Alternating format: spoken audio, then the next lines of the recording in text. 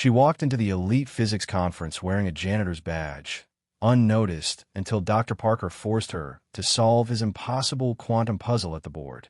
Little did this arrogant professor know that the simple woman he intended to humiliate was about to change quantum physics forever, proving that scientific prodigies exist in the most overlooked places. Whispers spread across the grand lecture hall as Rebecca Wilson quietly found a seat in the back row. Her work badge, facilities staff, caught the light as she removed her worn gray cardigan. This wasn't her usual domain. Rebecca normally cleaned these rooms after hours, not during prestigious physics conferences. Dr. Maxwell Parker's voice cut through the whispers like a knife. Welcome to the International Quantum Computing Symposium. His tailored suit and confident stride commanded respect as he moved across the stage. Today, we'll explore breakthroughs that will only be understood by the finest scientific minds. His gaze drifted over the crowd, pausing briefly on Rebecca. A faint smirk crossed his lips before he continued. Rebecca opened her notebook carefully. She had saved for months to afford this conference ticket, bringing lunch from home and walking to work instead of taking the bus. Nobody knew about her secret passion, least of all her colleagues at Wellington University, where she'd worked as cleaning staff for 8 years. The challenge of quantum entanglement, Dr. Parker announced, writing a complex equation on the whiteboard, is understanding how particles communicate faster than light. Rebecca's heart quickened. This was the very problem she'd spent countless nights exploring, teaching herself from discarded textbooks and online lectures during breaks between cleaning labs and lecture halls. Dr. Parker turned suddenly. Perhaps we should test understanding before proceeding. His eyes scanned the crowd before landing directly on Rebecca. You in the back. The one who clearly doesn't belong here. The room fell silent as hundreds of heads turned toward her. Since you paid for a ticket like everyone else, he continued with mock politeness, perhaps you'd enlighten us on practical applications of quantum entanglement. Laughter rippled through the audience. A woman nearby whispered, "Isn't she one of the cleaners?"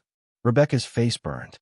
She gripped her pencil tightly, eyes dropping to her notebook filled with complex calculations nobody knew she could understand. No, I thought not. Dr. Parker smiled coldly, preparing to turn away. Some concepts require proper training to grasp. Rebecca's notebook contained the answers he sought, ideas she'd developed during quiet nights alone, ideas she'd never dared share. Actually, Rebecca said, her quiet voice somehow carrying through the hall, I would. The laughter stopped. Dr. Parker's eyebrows rose in apparent amusement. Well then, he gestured toward the stage with exaggerated courtesy. By all means, enlighten us. Rebecca stood, heart pounding. Every step toward the front felt like walking through deep water, the weight of hundreds of judging eyes on her back. Professor Emily Crawford, visiting from Cambridge University, leaned forward in her front row seat. Unlike the others, her expression showed curiosity rather than mockery. At the whiteboard, Dr. Parker handed Rebecca the marker with a flourish. Perhaps you could explain the quantum encryption paradox. He pointed to a complex equation. Don't worry if it's too difficult. His voice dripped with condescension. Rebecca stared at the equation, her mind suddenly blank with panic. The silence grew heavier with each passing second. She could hear someone stifling a laugh. Then something shifted inside her. This equation, she recognized it from a research paper she'd found in the recycling bin last month. Not only recognized it, she had improved it. The problem, Rebecca began, her voice stronger now, isn't with the equation itself. Dr. Parker crossed his arms. Oh, please do continue. Rebecca raised a marker and began to write. The marker squeaked against the whiteboard as Rebecca adjusted the quantum encryption formula. Her hand moved with surprising confidence, adding variables and modifying coefficients that transformed Dr. Parker's equation. You've made an error, Dr. Parker interrupted, stepping forward. That modification invalidates. It doesn't, Rebecca replied softly, continuing to write. If you carry the transformation through, you'll see. The audience stirred uncomfortably. No one spoke to the renowned Dr. Parker this way, especially not cleaning staff. Yet Rebecca kept working, lost in the elegant dance of mathematics that had been her private joy for years. Professor Crawford leaned toward her colleague. Is she doing what I think she's doing? Behind his carefully maintained expression, Dr. Parker's confidence began to waver. The woman wasn't making random marks. She was applying advanced theoretical principles, some he barely recognized. This approach solves the quantum tunneling barrier, Rebecca explained, stepping back from her completed work. It allows for secure encryption without the decoherence problems in your original formula. Stunned silence filled the hall. Dr. Parker studied the board, his forehead creasing as he followed her logic. His mouth opened, then closed, then opened again. He began, searching for words. That's not established methodology. No, Rebecca agreed. But it works. Professor Crawford stood suddenly. She's using a variation of the Miller-Thomson approach, but she's eliminated the wave function collapse. Her voice held undisguised excitement. This is brilliant. Dr. Parker's face flushed. And where exactly did you study quantum physics? Miss Wilson. Rebecca Wilson. She set down the marker. And I didn't. Not formally. Murmurs spread through the audience like wildfire. Impossible, Dr. Parker scoffed. These concepts require years of advanced training. You expect us to believe you developed this, cleaning floors. Rebecca didn't flinch. I learned during my breaks. I read the papers your department throws away. Her voice remained calm despite her racing heart. Numbers have always made sense to me. Professor Crawford approached the board, examining Rebecca's work closely. The math is sound, Maxwell. She turned to Rebecca with newfound respect. Where did you learn this specific approach? I didn't learn it anywhere, Rebecca replied. It just seemed the most elegant solution. Dr. Parker's professional curiosity battled visibly with his wounded pride.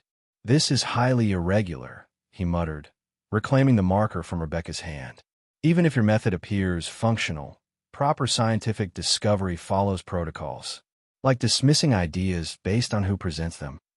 Professor Crawford interrupted sharply. The tension in the room thickened. Rebecca stood caught between these academic titans, suddenly aware of how far she'd stepped beyond her usual invisible role. Dr. Parker cleared his throat. Perhaps we should test your theory. His tone suggested he expected, perhaps hoped, to find flaws. He turned to his laptop, typing rapidly to input Rebecca's formula into a simulation program. The room hushed as numbers crunched. Rebecca watched, strangely calm now. Whatever happened next, she had stepped out of the shadows. They had seen her, really seen her, for the first time. The computer beeped. Dr. Parker stared at the screen, his expression unreadable.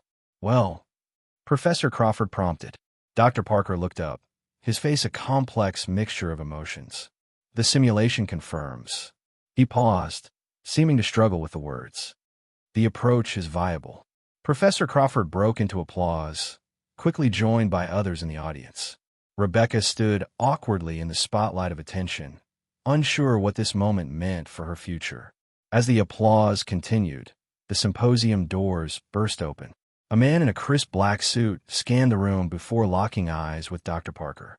Dr. Parker, he called urgently. We need you immediately. There's been a breach in the quantum lab. Dr. Parker's eyes widened. What kind of breach? Someone solved the entanglement firewall. They're inside our most secure systems. All eyes turned back to Rebecca and her equation still displayed on the board. The very equation that theoretically made such a breach possible. This is preposterous, Dr. Parker declared as security officers filled the symposium hall. There's no possible way her theoretical work could cause an actual breach. His voice carried the strain of a man trying to maintain authority in a rapidly unraveling situation. Rebecca stood frozen beside the whiteboard, the marker still warm in her hand. I never implemented this, she whispered. It was just an idea. The man in the black suit, who had introduced himself as Agent Thomas Wilson, no relation, approached Rebecca with measured steps. Ms. Wilson, I need you to come with us. Now, Professor Crawford stepped between them. This woman has done nothing wrong. She solved a theoretical problem presented to her in public. A theoretical problem, Agent Wilson replied coldly, that somehow matches code currently tearing through 3 government quantum research facilities. Whispers erupted throughout the hall. Students pulled out phones, recording the scene unfolding before them. That's impossible, Rebecca said, finding her voice. Nobody has seen this approach before. I just created it.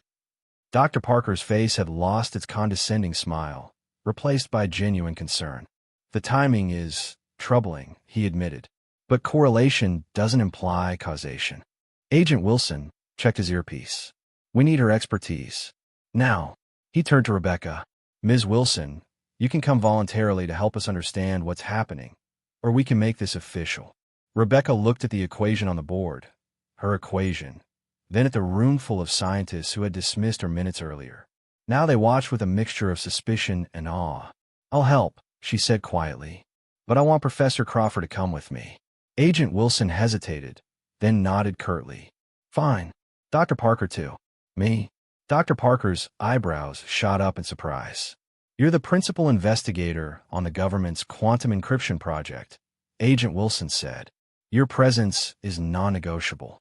As they were escorted from the hall, Rebecca noticed a custodian watching from a doorway, mop in hand. Their eyes met briefly, invisible worker to invisible worker, before Rebecca was guided through a side exit. The black SUV sped through Wellington streets.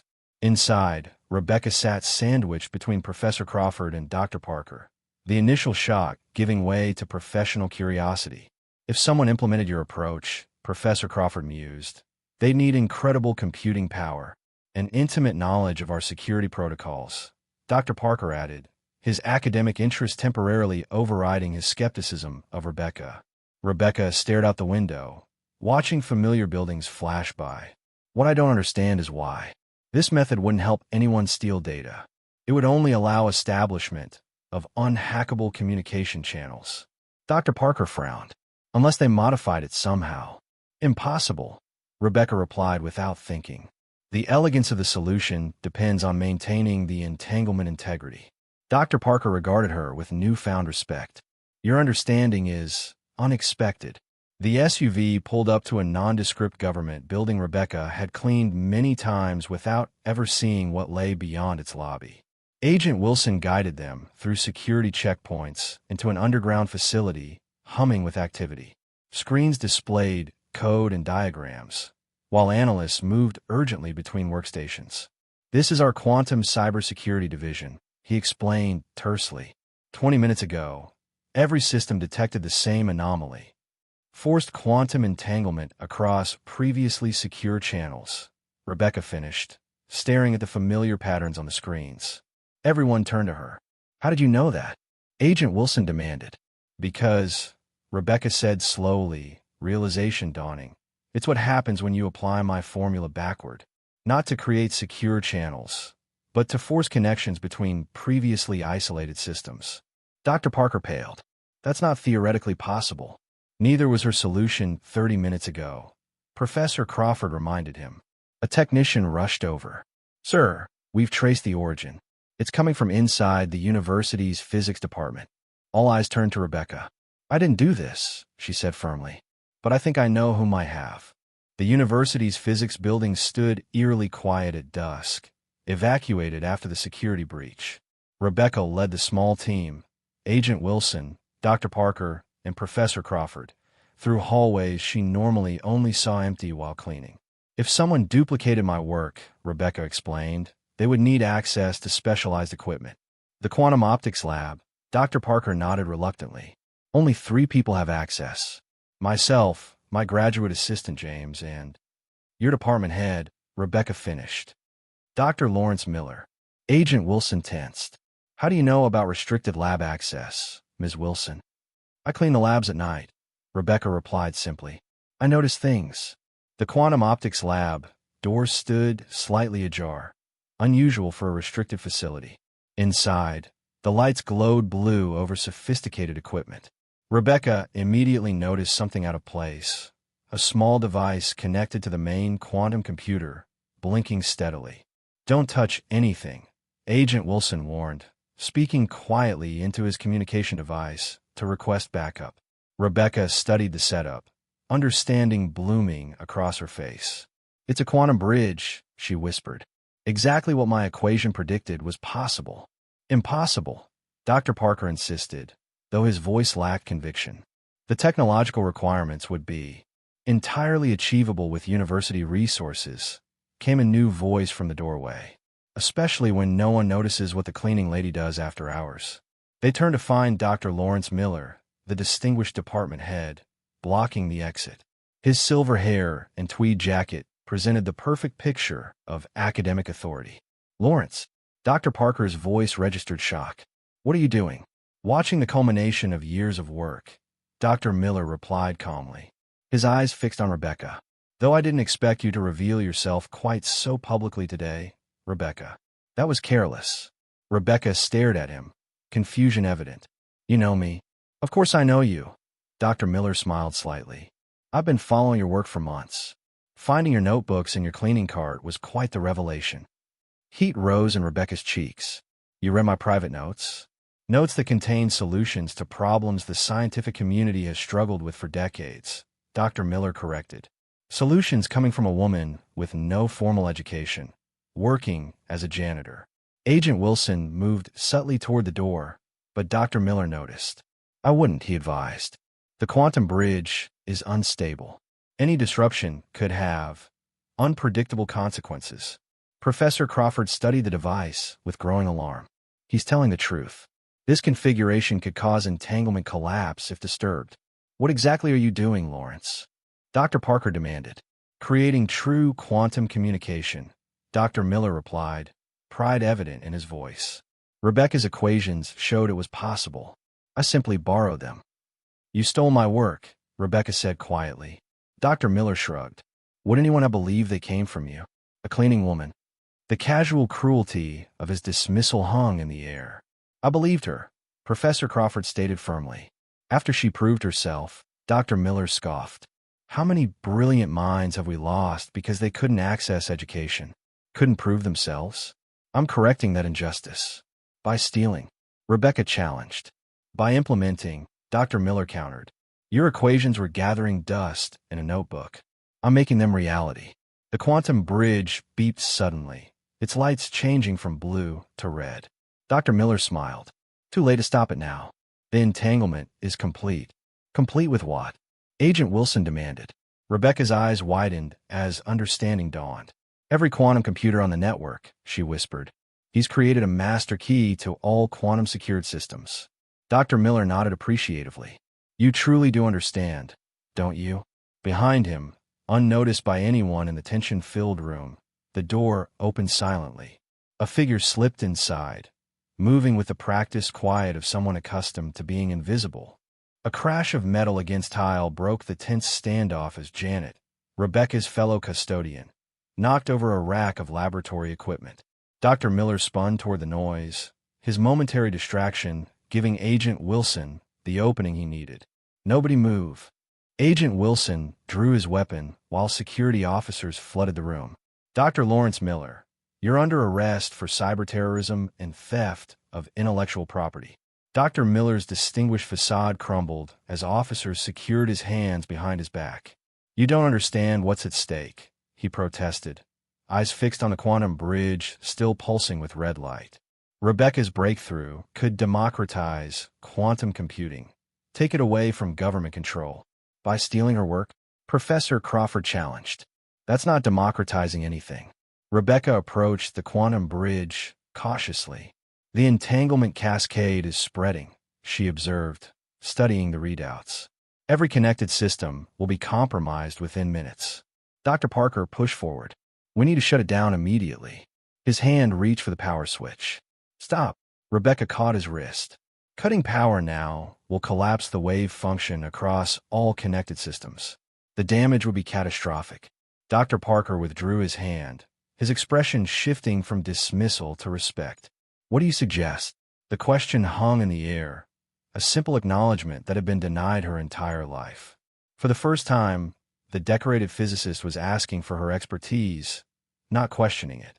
"I need to introduce a controlled phase disruption," Rebecca explained, fingers flying across the keyboard. "The same principles that made the bridge possible can unmake it, if applied correctly." Janet moved closer, observing Rebecca's work. "Just like you showed me with the security systems," she said quietly. Rebecca glanced up, surprised. "You're not the only one watching and learning," Janet smiled. "Some of us just hide it better." Dr. Miller struggled against his restraints. You have no idea what you're interrupting. This could have revolutionized encrypted communication. It already has, Rebecca replied without looking up. Just not in the way you intended. The laboratory filled with the hum of computers as Rebecca's code raced against the spreading entanglement. Sweat beaded on her forehead as lines of complex quantum algorithms filled the screen. Professor Crawford leaned over Rebecca's shoulder, eyes widening. You're not just stopping the entanglement. You're reversing it. Impossible, Dr. Parker murmured. Yet he watched in growing amazement as the quantum bridge's lights shifted from red back to blue. Rebecca completed the final sequence, then stepped back. There's a 90-second buffer before the collapse completes. Her voice remained steady despite the stakes. Either it works, or every quantum-secured system connected to this network fails simultaneously. The room fell silent as the seconds counted down. Government agents, distinguished professors, and cleaning staff stood together, united in tense anticipation. At 30 seconds, alarms began blaring throughout the building. Security systems are registering the collapse, Agent Wilson reported, checking his communications device. Rebecca stood perfectly still, eyes closed, lips moving silently as she tracked the mathematical progression in her mind. At 10 seconds, Dr. Parker broke the silence. I was wrong about you, he admitted quietly. We all were. The quantum bridge gave a final pulse, then shut down completely. On the monitor, connection lights began returning to green one by one. It worked, Professor Crawford breathed. Rebecca opened her eyes. The entanglement has been safely broken. Simple words belying the mathematical miracle she'd just performed. As security led Dr. Miller away, he called back over his shoulder. You could have been famous, Rebecca. Your name could have been alongside Einstein and Bohr. Rebecca watched him go, her expression thoughtful. Maybe I still can be, she replied softly, but on my own terms. For months later, Rebecca Wilson walked through Wellington University's main hall, wearing not a cleaning uniform, but a visitor's badge. Students hurried past, unaware they were brushing shoulders with the woman whose equation had recently been nominated for the Breakthrough Prize in Fundamental Physics. She paused outside the dean's office, straightening her simple blue blazer, newly purchased for occasions exactly like this one. Through the door, she could hear voices and heated discussion. It's an unorthodox request, the dean was saying. We have protocols for admission, standards that must be maintained. With respect, Professor Crawford's voice replied firmly. Those standards were designed for traditional applicants, not mathematical prodigies who've already revolutionized quantum theory. Rebecca took a deep breath and knocked. Conversation stopped as she entered. The dean sat behind his desk, flanked by the department heads of mathematics and physics.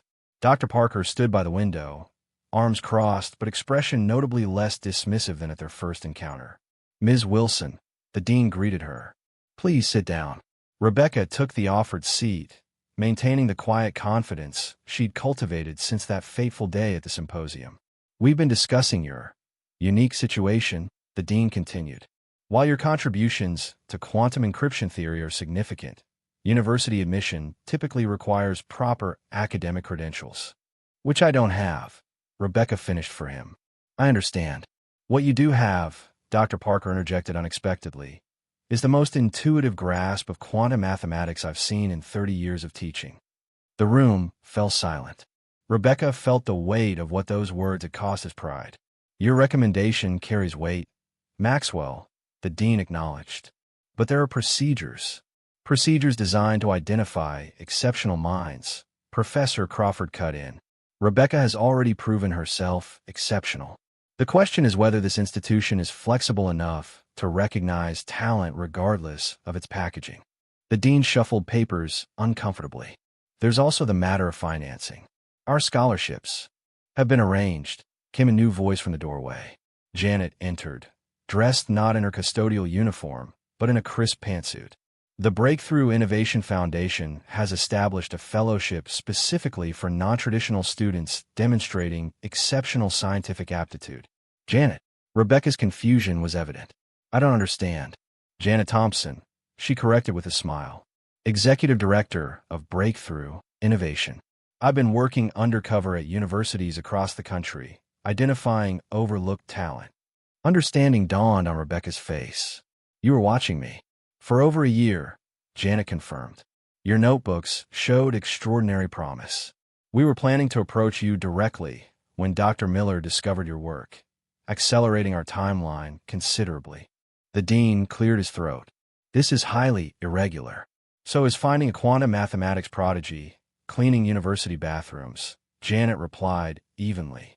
Irregular circumstances require irregular solutions. Rebecca looked around the room at the faces of those who had dismissed her, now considering her future. I don't want special treatment, she said firmly. Just a fair opportunity. Dr. Parker stepped forward. Then let's create one. A special entrance examination. Open to anyone, but designed to identify precisely the kind of mathematical thinking Rebecca has demonstrated. A pathway for others like her. Professor Crawford nodded approvingly. The dean hesitated, then nodded. I'll bring it to the board with my recommendation. As they finalized details, Rebecca stepped to the window, looking out at students crossing the campus. Visible, acknowledged, belonging. She thought of the equation that had started everything, now bearing her name in academic journals. Ready to join the faculty as a peer rather than staff? Professor Crawford asked, joining her. Rebecca smiled. Ready to prove that brilliant minds exist everywhere, even in the places society teaches us not to look. Behind them, Dr. Parker cleared his throat. For what it's worth, Rebecca, I'm glad I was wrong about you. Rebecca turned, offering her hand to the man who had once tried to humiliate her. Being wrong is the first step toward discovery, Professor. Isn't that what science is all about?